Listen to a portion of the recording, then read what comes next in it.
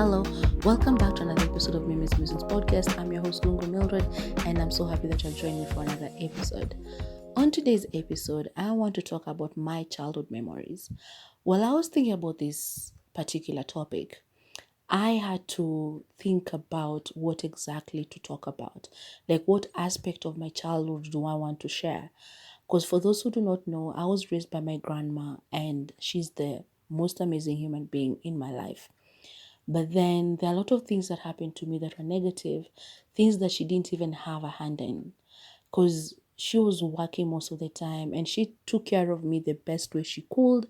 But then while she was working, while she was being an adult, a lot of things happened to me as a child that I haven't even spoken to her about them. But yeah, so I was like, should I talk about those or should I just give the good memories? And I was like, yeah, I'll just give the good memories because that's better. It's better for me to talk about the good instead of speaking about the bad because I just don't want to. I just don't want to talk about the bad. So I think as much as I don't want to talk about the bad, a lot of things are intertwined. It's just what can I say about this? It just depends on how you're going to take it because a lot of the good that happened as an adult now, some of those things are no longer in my life. Bad things happen to some of the people, and yeah, it's just they're bittersweet. Let me call them that. They're bittersweet. So I'll start with some of my childhood friends. Growing up, I don't remember at what age I came back to live with my grandma, because how she explains it to me is that when I was born, she took me in. After some time, I think after a year or so, she took me in. Actually, not after a year, because I was born in April. I think she took me by December. And then, so I lived with her from then. And then something happened, and I went back to live with the woman who gave birth to me. And then again, something happened, and I came back to my grandma. So I don't know this second time she took me, whether I was 2 years or 3 or 4, but ilikuwa mahali hapo. All I know is that I was already speaking because, as she tells me, the only language I could speak was Kamba. Because of the people that I was living surrounded by, they were mostly Kamba, and so that was the first language I ever spoke. I didn't know a lot of Swahili, I didn't know any English, I just spoke Kamba. She had to beat the hell out of me in order for me to forget about it. And so what I remember is that she had a cousin who used to work for this Dutch family that lived in Westlands, and so she used to take me to their home. And there's this boy, his name is Casper. He's one of my childhood friends that I've not seen in forever, because he's the one who started teaching me English. So I will play with him, taking his toys, and because he will always say, it's mine, I will also say, like, it's mine. So I would say, maybe apart from hi or hello, the first few words that I could say were, it's mine. And I remember chatting with Casper a couple of years back on Facebook, and I told him on Messenger, and I told him, yeah, do you know that you're the first person who taught me English? Because I used to come to your place to play with you, and I will be taking your toys, and you'll be telling me it's mine, and I will be saying the same thing. He just laughed about it because he doesn't remember some of these things. There's something somebody told me just last week. He said, like, women have better brains than men, because women remember a lot of things. Like my grandmother's brain, I love it so much because she still remembers things she learned in high school. Na mimi vitu zingine ukiniuliza sijui mitochondria ni nini. Like kuna vitu zingine ukiniuliza I do not remember, but my grandmother can tell you. And I'm like, yo, okay, fine. So I was reminding Casper about these things, and he couldn't remember some of them. He just laughed and was like, yeah, it's a good thing that we learned and we're friends, blah, blah, blah. But we spoke Nekaishan. So anyway, he was one of my childhood friends, even though he doesn't remember. Because again, we were friends for many, many years. It was for a while, and then as I grew up, ilifika age flani, I didn't see him anymore because he was like the rich people, yeah? He used to go to the German school and stuff, so two very different classes. Mimi nilikuwa in North Harwich Primary School, so you can imagine. So, but he was one of my For as long as I live, I'll forever consider him as a childhood friend, even though he doesn't remember me. But I remember him, and that's part of my memories. So I'll forever remember him. So there were these other friends that I grew up with where my grandmother used to work. As I said in a previous podcast, I grew up in Gertrude's Children's Hospital. My grandmother used to work there, and we grew up in the staff quarters. So hiyo mtaa ilikuwa inakaa kama plot 10 kiasi in a way. So kwa hiyo plot 10 yetu kulikuwa na these other friends that I loved as a kid, and we used to play. My friend, like, guy, sisi tulikuwa tunacheza. I see kids nowadays, kazi yao ni TV. And I'm like, you do not know. You do not know what you are missing. I mean, do you know how good it feels to play brikicho up until sijui saa 4 za usiku? Aki, forgive me if you can hear a dog barking in the background. Please forgive me. I don't know what's happening. I cannot postpone recording this, and I'm trying. Every time it starts barking, I keep quiet, but I don't know. Kwetu leo ni kama watu wameamua tu vituko. Kuna watu wanafungua mlango, saizi ni saa 8 za usiku. I don't know why people are getting out of the house to do ama where they're coming from, but kuna mtu anagongana na milango huku chini and there's a dog barking. So I don't know. I'm so sorry. If you can hear it, I'm so sorry. I don't know what's happening. Because I usually record at this time when it's quiet. People are already asleep. Mimi ndo mchawi wa usiku, so I don't know. But sielewi leo ni nini mbaya. People are just making noise outside. So anyway, as I was saying, we used to play hide and seek up until 10 p.m. Especially when we had closed schools. Ama ni Friday usiku, Saturday na Sunday twende shule. My friend, we used to play. Si tulikuwa tunacheza. Tulikuwa tunacheza brikicho kama wenda usiku. Tutazunguka nje tukikimbia from one place to the other. Na kwa manyumba kulikuwa na makona na giza places zingine zenye huwezi onekana. Kuna ile ya kucheza ati mnacheza brikicho, alafu so you know what everybody is wearing. Unajua nani Shiko alikuwa amevaa color blue, Glady alikuwa amevaa color black, Mildred alikuwa amevaa color green. Hivyo you know what everybody is wearing.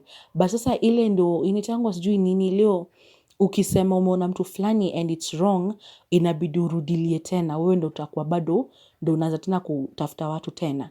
So there's this lady Shiko alikuwa anatuambia badilisha t-shirt na mimi. So kama nilikuwa nimevaa green na amevaa black, tunabadilishana, alafu natoka kama mkono kidogo uonyeshe, alafu anasema Mildred, lakini inakuwa ameband kwa sababu si Mildred umeona ni Shiko. Tunatokea tunasema pana si mimi. Like she used to teach us njia za kuharamisha game mpaka unaweza jipata umerudilia game mara ngapi. I love the best part is that I was the youngest. So kuna games kama football tukicheza, mimi nilikuwa naambiwa ni kwa both sides. Wala nitango sijui like an extra. So utacheza on both sides because I'm the youngest, na vile wako washachaguana. So kuna watu 5 on this group, 5 on that other group. Mimi being the youngest, actually I wasn't the youngest. I think I was because hata wale tuko age mates now, like one of them was born on 14th February, the other one was born in 23rd, I think 23rd of March, alafu mimi 27th of April. So I was still the youngest. Alafu bado nilikuwa na kamwili kadogo, I was very tiny. So ningekuwa kwa both teams. Alafu kucheza kucheza kati, kucheza manze, kalongolongo, vitu zingine. There's this platform that used to be behind our house, karibu tu na nyumba yetu, kwa the next house but nyuma hiyo nyumba next. Ilikuwa ka platform fulani hivi ka veranda. Kuchezea nini kalongolongo hapo, unaiosha hiyo place, unaweka vitu boxes, unapanga inakuwa ni nyumba yako. But the best one ya kalongolongo ni senye nyasi imekatwa. We used to take the grass and we organize it on we arrange it on the ground as if it's a house. So kuna mlango and you enter, there's a sitting room, and then you enter, there's a bathroom, you enter, there's a bedroom, another bedroom, and then we'll put boxes on the ground because living in Gateway is a hospital. So the boxes that come with medications and stuff like that, they will throw them out. So we will take them, alafu tunakelea kwa hizo nyasi, unasema uko ndo bedroom yako, we cook nini kutafuta vyombo. And I used to love kushona. I remember I used to knit for my dolls. I used to make dolls as well. Oh my God, where did these childhood passions go? Because I used to love it. I used to make dolls na paper, ama socks na nini, and some old clothes. When we were going to school, there was a lady who had a tailor's shop, and I would go there tukitoka shule. I would collect these nguo zimekatwa, zile pieces zimekatwa za material. I will go home with them, and then I would knit clothes for my dolls. So manze, I wish I could still go back to these things and just do them as I used to do them. And my friends used to do that as well. Not mostly in the knitting, but they will be there with me kuokota hizi vitu, kwenda niwashonea ama wanishonea. I don't know, it just used to be fun. Kucheza pia on the grass pia. There's another game we used to play. So where the playground was, kulikuwa like this kahil. So we'll go at the top of it with these boxes, you sit on them and you slide all the way down. Again, you go back, you slide all the way down. Shida ya hii ni nini? Kuharibu manguo kwa matako, the shorts and trousers and even dresses and skirts. Because, okay, sometimes you go on the box, but saa zingine, the box utaiacha nyuma, ujipate umeendelea kuslide na nguo mpaka chini. So yeah, those things, as we played. But there's one time, my friend, we were older at this time. There's a girl, my childhood best friend, her name is Eunice. Eunice came to live with her cousins, and we were going to the same school. So while she was living with us this time, they are the ones who came up with this game. Like, you go to the top of the mountain and somebody anainama huko hivi chini, and then you come running and you jump over them, but they are sat down. So other people did it. Somebody did it to me. But then when I went to do it, it was me and Eunice, and we were supposed to do the same. Eunice was supposed to sit down, and I was supposed to come run and jump over her. But then she got scared, and then she stood up while I was about to jump.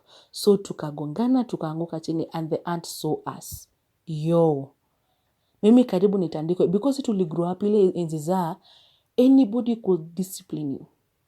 Si kama saizi ati you beat somebody's child, you get taken to the police station, you become sued, ama sijui, you hear some things being said about you and you're like, mama anakuja na kutusi pako unashtuka.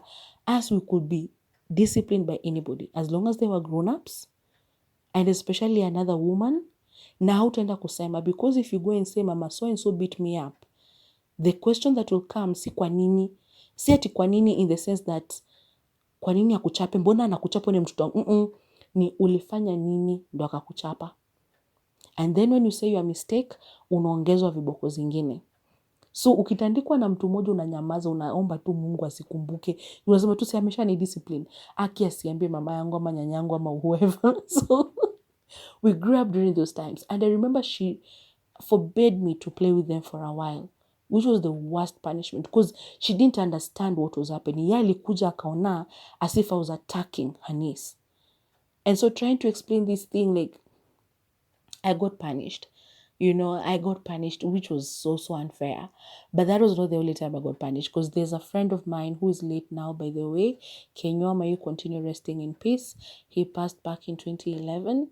And he had this sister, Modoni. And there's this one time we were playing, and I don't know, I was a haughty kid.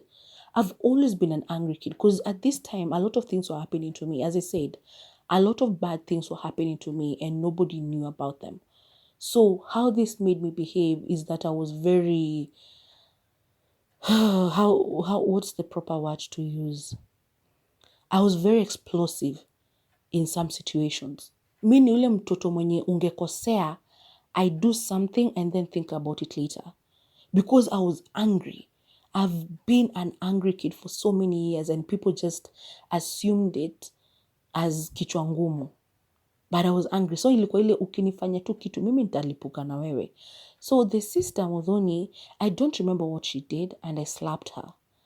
Oh, Kenywa, my best friend, the one of the most polite men.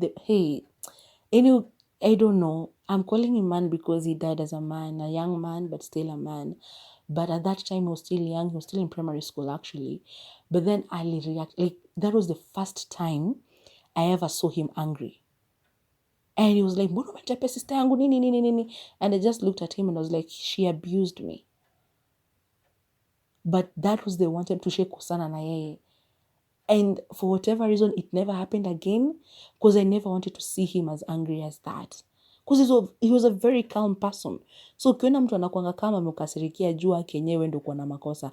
But in that sense, I didn't have to beat her, but she had insulted me. So yeah, mimi si ule mtu unipige kofi side moja na nikupindushie the other side. Unanieka kofi side moja na kupiga kofi pia wewe, like yeah, alafu tuongee kama unataka. But nowadays I avoid fighting. So yeah, I was just a very explosive kid, and so that happened. And also another time, there's another parent who almost beat me up as well because of his daughter. And I don't remember what I had done that time. But yeah, I was the kind of kid who would get in such troubles. Like, I was as you are Willie, and one of my friends wanted to beat me up. And he was a little bit older than me. I think 2-3 years older or 4 years older than me. Yeah, because by the time alimaliza high school, I was still in high school. So he was a few years, I think 3, at most 4 years older than me. But yeah, he was one of my best friends as a kid. But the sad thing about all of this, I'm no longer friends with these people. Hatukuwa sana. Apart from Kenya who passed on, there's nile tu you grow up and you move apart. Like, moja aliolewa, bwanake akamwambia afai kuwa marafiki na watu wajaolewa, so she went. The other one, the cousin, my childhood best friend, we communicate every once in a while. Like, miezi kadhaa zinaweza pita tuongee tena after some time tena to catch up. That's what we do, but hajai kwa sana. And another one, we don't speak because he did something that he did not agree with. Alafu I just decided to keep him at an arm's length. Hatujai kosana ati kukosana, but I just decided to keep him at an arm's length. Kuna huyu mwingine aki nani. As a kid, my grandmother, as I said, she used to work a lot. So most of the time, angefunga mlango aende na kifungu job. Na by the time natoka shule, akiwa theater ndani kwa procedure inafanyika, sitaweza kupata hiyo kifungu. Until atoke ndani ya theater, arudi mali sasa huku amekaa akingojea another case, ndo niweze kupata hiyo kifungu. So most of these times, ningekaa hapo nje ya mlango yetu just waiting. But there was this lady, Mama Shiko, she passed on. May she continue resting in peace. She was such a great woman. Alikuwa anapika mandazi ananipatia asubuhi. Hey, mimi nilikula kwa wenyewe by the way mingi. So Mama Shiko used to take care of me sometimes. Kama ako nyumbani and shosho is at work, she will take care of me. Angeniambia niende kwake. Sometimes I slept with her on her bed. Nilale, niamke asubuhi. She would help me bathe and everything, nivae, niende shule. She would wash my clothes for me. Because shosho sazini, my grandma sometimes angekuwa job, alafu then anakuwa on call usiku. So hata kuja kwa nyumba. Ama atakuja kwa nyumba, anipikie tu sapa, tukule, and then she leaves again. Ameitwa because she's on call, ameitwa case after case after case. So ametoka job kwanzia aliingia saa 7 ama saa 8 mpaka 8, lakini amerudi akakuja tu kwa nyumba for like an hour ama 2 hours, ameitwa tena. So when that would happen, she would take me to kina Shiko's place, nakaa na Mama Shiko, ndo anapeleka na uniform ya the next day, ndo nilale huko niamkie huko akiniprepare nikienda shule na kina Shiko, because we used to go to the same primary school. Kila mtoto yo mtaa yetu ni kama tulienda the same primary school apart from Kenya. Ya alienda inaitwanga Sunlight ama ni Sun on what? Kitu kaa hiyo. Shule tofauti na sisi. But the rest of us, we sort of went to the same primary school.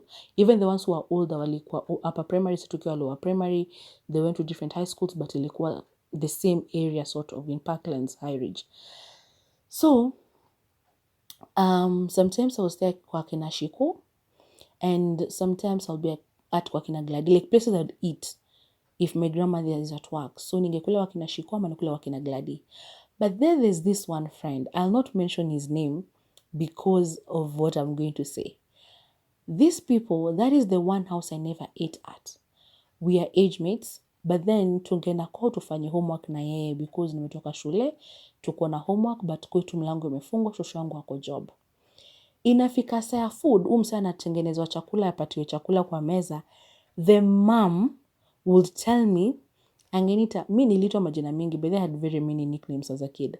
Angesema, Milo, toka endo kacheze nje kidogo, so and so akule. I remember even as a kid, I used to find that to be weird. Because I'm like, I'm also children. Like, what are you doing? I'm also a kid. I'm also a child. If you're giving him food, why can't you give me food too? Na si ati nitakula chakula mingi nimalizie. Hata nipate tu ndizi moja basi nikule while he's eating whatever he's eating. But to send me out. I grew up and I looked back at that scenario and I was like, yo, mbona mzazi afanye hivyo? And it wasn't once, it wasn't twice, it wasn't 3 times. It was so many times. Whenever I will be sitting at their place, mpaka sikuwa napenda kukaa kwao, but we were classmates. So maybe alikuwa na kitabu na mimi sikuwa nao, tunaenda kufanya naye, mimi niko nao naye ana. So tunaenda kufanyia kwao while waiting for my grandma. Ilikuwa inafika saa chakula na niambia nitoke. Another neighbor sijui nilikojoa kwake once kwa kiti, nikiwa sijui 2 ama ni 3 years old ama huko nini. Nikaa nimelala. She never allowed me to go into a house again. And she was my next door neighbor. Ningekaa hapo nje kwa mlango wetu apite akiniambia, bado uko nje? Koko hajakuja? And she will go, aende kwa sink, arudi kwa nyumba na nikae hapo. Then she would say it by the way sometimes. Aniambie, ningekwambia ukuje kwa nyumba lakini ulikojoa kwa kiti yangu. Amnekata si basi unieke kwa nyumba afu nieke kwa floor, nitalala kwa floor. Badala kuniambia kitu kaa hiyo. But anyway, I'm so thankful to Mama Glady. Because this lady not only used to feed me, kuna time pia niligonjeka nikiwa shule, and my grandmother was one of those strict mothers wenye ati umegonjeka hutaki kwenda shule, utaenda shule walimu ndo wakwambie urudi nyumbani. Haulali hapa tuseme wewe ni mgonjwa. So I hear people saying ati mimi nilikuwa kama sijisikii kwenda shule na lala. Hey, my grandmother would wake me up, nitoke niende shule, walimu waone mimi ni mgonjwa, hao ndo waniambie nirudi nyumbani. And in one of those times, nikirudi hivyo kwa nyumbani, I was sick.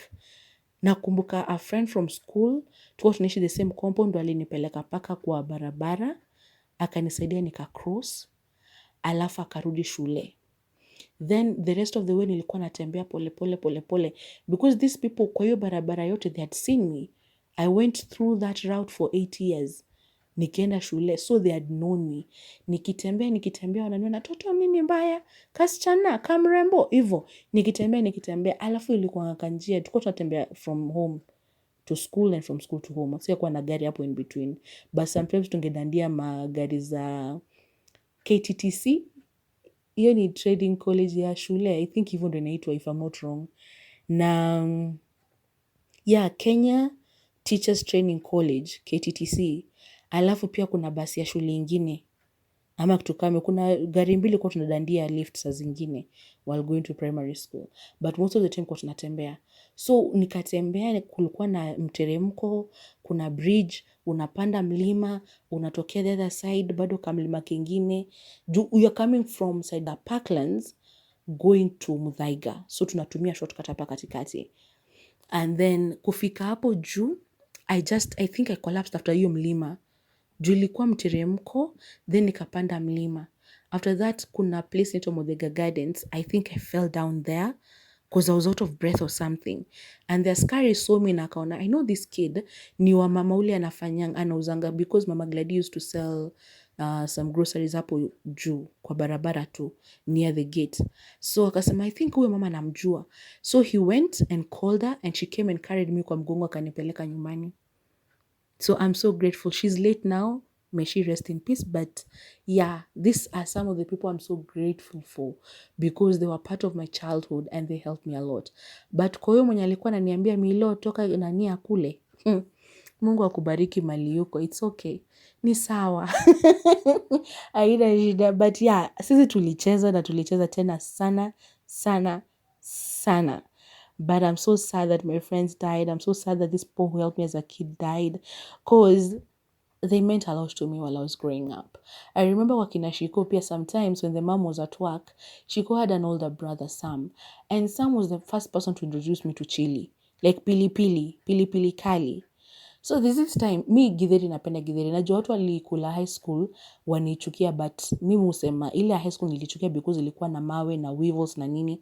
But as an adult, I can make my own githeri vizuri bila hizo vitu zingine extra. And so I still enjoy githeri. I love githeri. It's one of my favorite foods. But the reason I love it, I think, is because this Sam, kuna time Sam alikuja akatuambia ndo alikuwa ameachwa na sisi. So it was Shiko, she had her niece they were staying with, Lillian, and myself. Alafu Sam ndo alikuwa the adult in that scenario. Sam amepika githeri for lunch. Amekaanga. The way Sam used to kaanga that githeri was delicious. But kila alifanya ni alijaza pilipili. alieka pilipili na akatupea tukule. Imagine mchana kuna joto, mnakula nini githeri iko na pilipili. Anawaambia hakuna kumwaga food. Mnaikula yote. So tunaikula, machozi inatoka, makamasi inatoka, unasikia ni kama unaenda ni kama mwili inachemka. Alafu anatuambia mkitaka ipoe kunyweni hii, tunapatiwa chai moto. If you don't know what that means, akijaribu kukula githeri iko na pilipili na ukunywe chai moto, usikie vile inachoma hiyo pilipili kwa ulimi yako, usikie itasikia aje. Like, ni kama alitaka kutoa huyu mwanaume. I don't know why he was doing that. But since then, something funny, I've loved chili since. As I grew up, the rest... Ni kama ilikuwa inaongeza another kautamu kwa hiyo githeri. As much as we were complaining, but to enjoy. This same Sam, hey, Lillian was a light-skinned girl. Alafu mimi na Shiko, we weren't. Sam akatuambia tukitaka kukua light skin, tujioshe na terere. If you don't know what terere is, I'm sorry, you can Google it to see if it's there. But tukaenda tukachuna terere because tulikuwa tuna mashamba hapo. My grandmother had a piece of land hapo. Mama Shiko had hers. Kila mtu alikuwa na ka piece of land hiyo mtaa.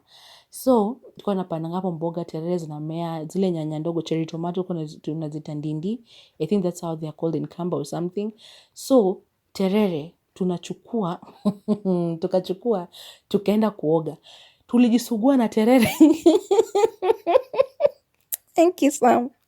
Sam alinifanya mimi na Shiko tukajisugua na terere and used to shower together. Mimi, Shiko, Lillian, saa zingine my friend Glady, saa zingine like hata now I think tushaoga na Eunice pia kwa the same bathroom.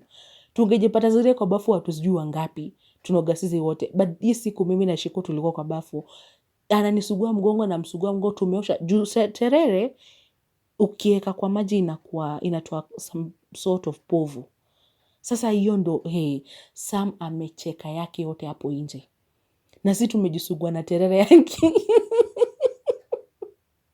Their older brother used to have dreads. Ni Maina ama ni mgani? I don't remember which one it is.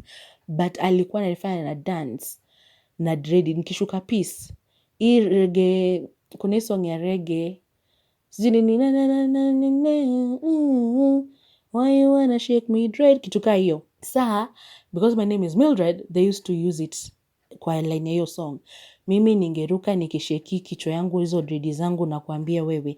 I used to love dancing and I used to do it. As I said, I was a very extroverted kid. And I'm so sad that people never realized the part where I was changing from being an extrovert into an introvert. Because if somebody would have noticed, they would have asked me what the problem was.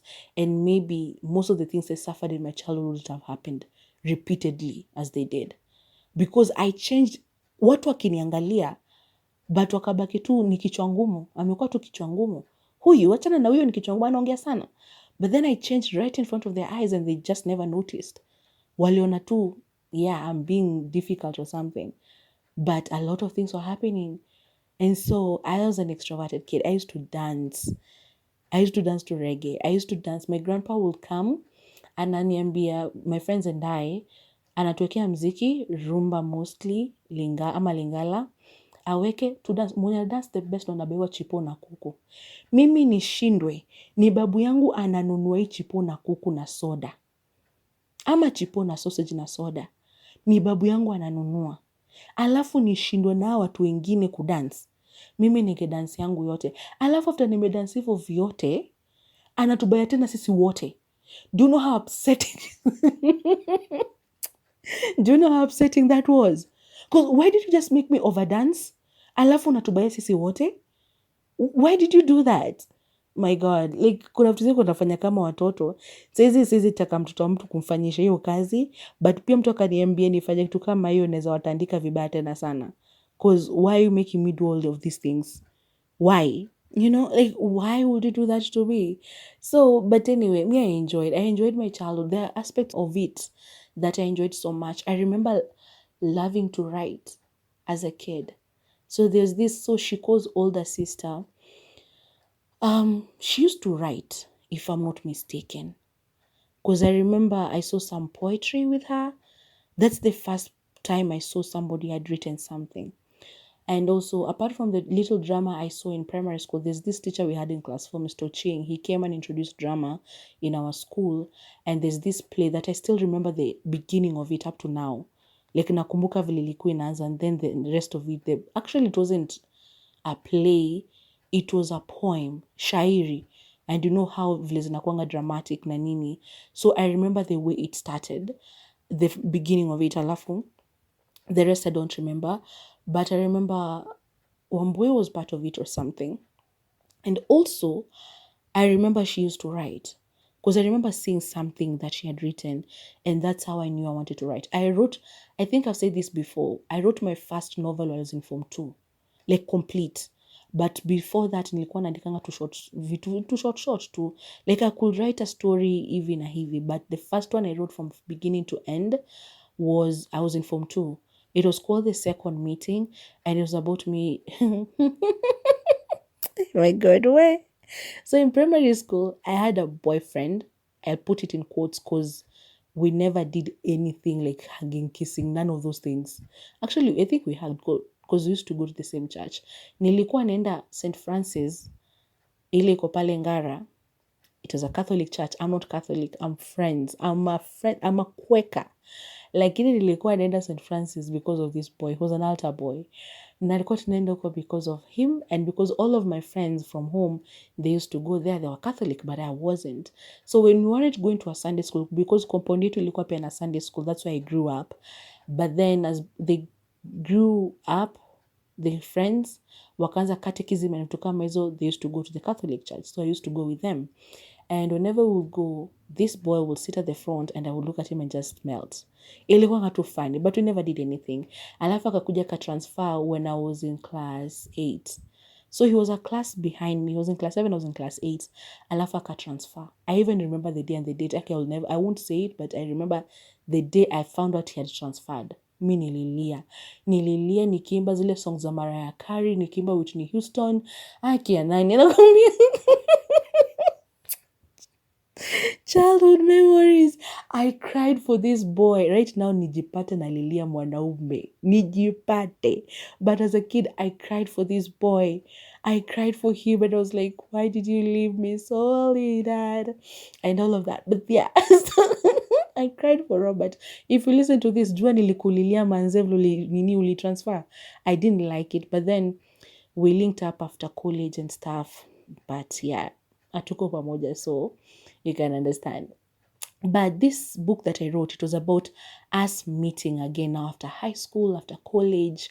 And I still have the book because I wrote it in the ile hardcover book. Hizo za black zile kubwa. I wrote it there. So I wrote that entire story of how we met again and nini, we fell in love, we got married, blah, blah, blah. Funny. Nothing of what I wrote happened when I was meeting him or the days that followed our second meeting, but it was funny. I wrote my first novel while I was in Form 2, from beginning to end. Actually, I'd started it while in class 8, continued it a little bit in Form 1. Then the teacher snatched that book away because of something I think I've spoken about in a previous episode. And if I've not, then maybe I'll talk about it another time. But yeah, so the teacher took that book. Nampele nilikuwa nimeandika that story. I think I've mentioned it in a previous episode. Alafu nyuma, I had written songs Necessary Noise mbili. Kenyan Boy and Kenyan Girl, and another one. I don't remember. And the teacher took that book. Sijui alitupa wapi, by the way. So when I got this hard cover book, I wrote now the story nikiwa Form 2 yote. And I finished it. So Wambui is the one who made me love writing. She's also the one who encouraged me to sing. Because as a kid, they would make me sing. Ye na rafiki yake mwingine. They would make me sing for them easy songs Westlife. So much so that in high school, my high school friend and I, Jane, we used to call ourselves Eastlife. Don't judge me. It was a beautiful moment. We used to call ourselves Eastlife. Na tungeimba songs za Westlife wewe. Solidad nimesikia juzi after such a long time and I sang it mpaka nikacheka too. The nostalgic moments I had, it was just amazing because ilinikumbusha mbali. In high school, Jane and I would sing. tungeimba songs za Westlife zote. There's this album, I don't know which one it was, but we sang word for word hiyo album mzima. And I know a lot of people know it as well. But I started singing as a kid because I remember one boy and her friend used to make me sing for them. Hao na Backstreet Boys na songs zingine. Metro FM was a station on radio and they used to play a lot of R&Bs and a lot of country music. And I remember I used to listen to them with my grandmother and I would sing them. Sundowner ilikuwa ya KBC if I'm not wrong. We would listen to those songs and I would sing. I knew I loved music from such a young age because of such things. I knew I loved writing because of them. Okay, I hope to God that I go back to writing because I miss it so much. I have so many stories in my mind, even for scripts. Like there's a script I started writing, I haven't finished it. I sometimes I sit down and I remember them and I feel like I should continue writing. But then when I start writing, something happens and I start crying and all of that. Like I'm too stressed to write. That's the problem. I have the stories, yes, but my mind is too stressed to write. So I can't really write anything because I'm not settled enough. And for me to write and to write well, my mind has to be a little bit settled in order for me to write. And I haven't had that moment of peace for a while. So, but I hope I'll go back to it someday. Anyway, I think those are the childhood memories I wanted to share. Chapos za Mama Glady. Mama Glady will make chapos. I remember her for Christmas mornings especially. Hiyo nilikuwa naraukia huko because my grandmother would wake up either tukunywe breakfast na yeye na atoke ama niamke asubuhi na yeye alishaamka akaenda job. Niko peke yangu. Aliamka hiyo siku maybe alikuwa ameweka buy nini maziwa. This was when I was much younger, when it was just her and myself. Later on, when my uncle and my aunties came from school after Maza High School, now we would have something because my aunt would cook. Lakini, I remember hizo moments, like when I was just like an only child, they used to be rough. Because sometimes tungeamka na ako job hiyo siku. So watu wanaamka, watu wanaoga wanaenda church, wengine wanaamka wanafanya sijui nini as a family. Mimi naamka nyanyangu aliamka akaenda kazini. So niamke either kuna chai alipika ama hakupika juu alitoka mapema ama alikuwa on call usiku na akakuja kalala for like an hour ama 2 hours na akarudi tena katoka akaenda job. And it's Christmas morning. So there are such Christmas mornings, but then the ones I cherish the most are the ones where alikuwa tuamke apike something, tutengeneze avocado tuweke katikati ya mkate, chumvi nini, we eat na chai, tumalize nitoke kwa kina Glady kukula chapo za mamake. I used to love it. Oh, I remember going to fish because there was a river, Nairobi River, part of it ilikuwa inapita karibu na home. So lazima tungetoka tuende Jagate tuzunguke, it's a whole process mali. Kama si fence, ni place tungeteremka tu tuende. So tungeenda huko, we used to go and fish. Tunakuja, tunatoa hizo skills, but it's the boys who used to normally do that work. Alafu apike, si tunaonjeshwa. Hey. Tuende huko kwa mamiti, tukule mapera. Kwa shamba huko nje, kulikuwa na mti ya mapera ilikuwa huko nje karibu na mto. Tukule. Unakalia, kila mtu anapanda mti anakalia branch yake. Mnatoa tu mkikula, haki Mungu anakuanga na watoto. Kama si hiyo, kuna hii fruit na nikajua siipendi. Sijui inaitangwa jina kama passion fruit, but ni a red. It has a name. That one, I just knew I didn't like it because whenever I would eat it, ningetokea na tudhundo.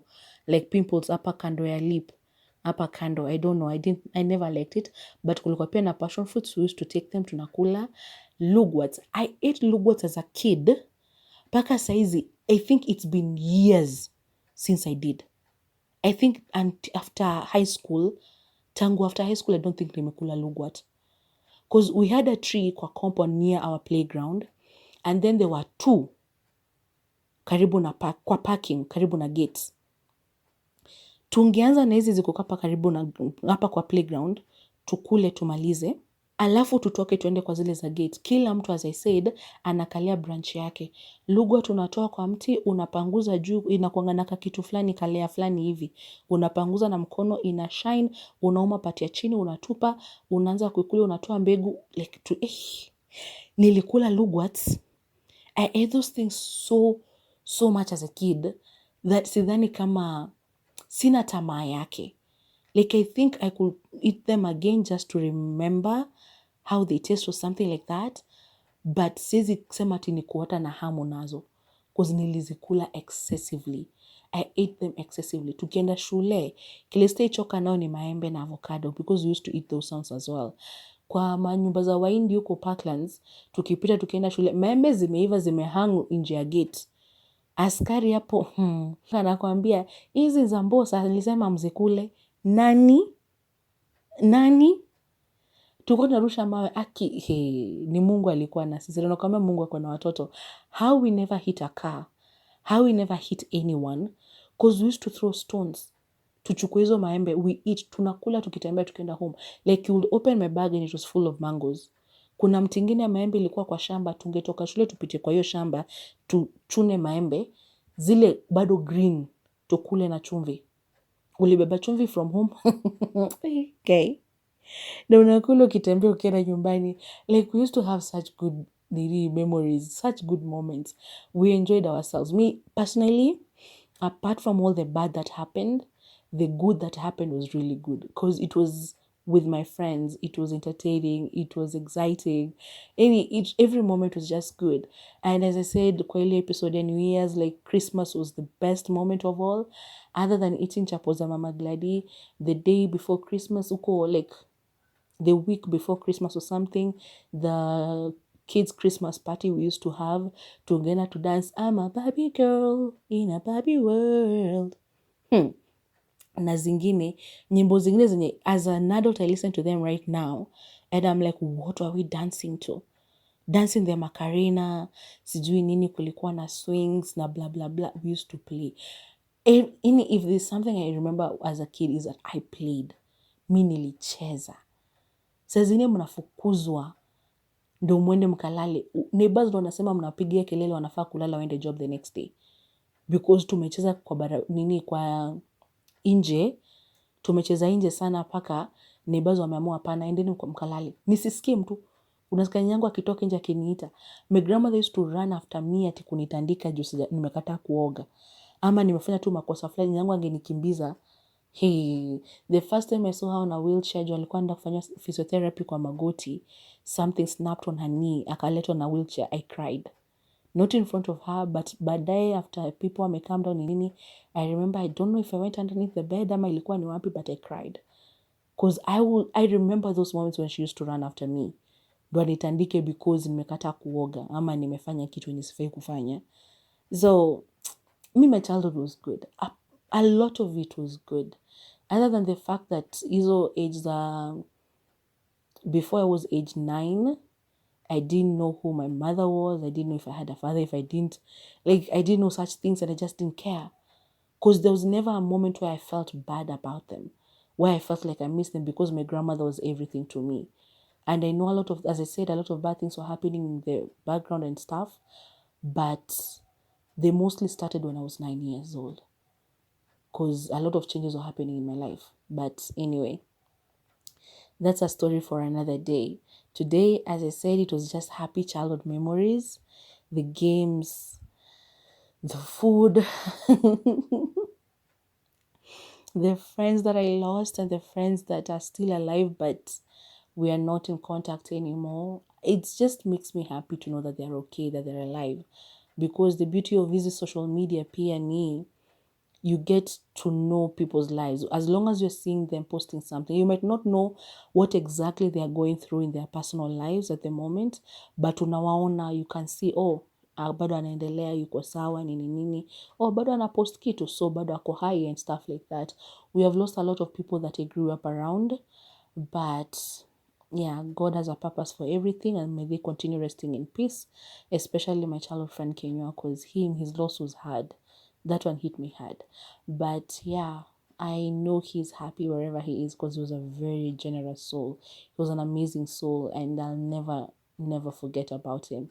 But yeah, those were just my childhood memories. So please go down to the comment section, tell me yours. Tell me if you relate with any, ama ulikuwa wale watoto push wa kucheza na sijui PS na manini. Kama mlicheza hizo, okay, tell me as well. Niambie, go to my Instagram, tell me there, DM me, tell me how your childhood was. Tell me about your childhood memories. Comment, like, share, subscribe. Remember to hit the bell for notifications so that you can come and watch as the first person whenever I upload something new. And yeah, help a sister out. That's all I can say. So yeah, I hope your childhood memories are good like mine were, and I hope that if you had any bad ones, they weren't as bad as mine were as well. I just hope that you're okay, and that you can go back and look into your childhood with some happy feelings. Okay, bye bye now. Love you.